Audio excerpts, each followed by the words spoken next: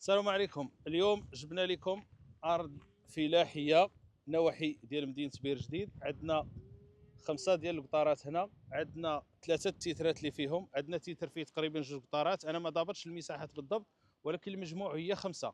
كاين كل قطار عنده تيتر ديالو، يعني كل قطار تيتر ديالو فونسي خاص به. عندنا 3 تيترات، 2 تيترات فيهم قطار تقريبا، وتيتر اخر فيه تقريبا 2 قطارات. كيف ما قلنا نواحي ديال بير جديد. ملي كتكون غادي في اتجاه يعني ديال الجديده كتدخل على بير جديد وكتدور على اليمين. عندهم هاد الطريق هذه ديال بياضه كيف شفتوا، كاينه هنا وكاينه يعني داخله في هاد الجهه هنا، الجهه الاخرى. بالنسبه للثمن المطلوب، الثمن المطلوب كيبقى في حدود 110 المليون لكل هكتار. شوف معايا يعني الاتساع ديال هاد 5 القطارات راه واصل حتى لديك الذرا فين كتبان لكم. انا غنحاول نزومي لكم. 5 القطارات راه واصلين حتى لهاد الذرا هذه، حتى لهاد الحدود. وفي هاد الجهه محادين مع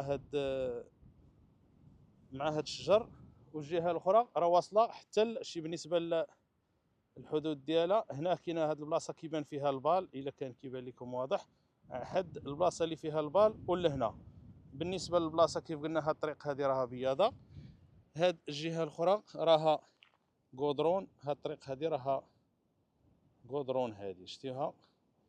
المهم نعطيكم واحد الفكره على الباديه كيفاش دايره المنطقه.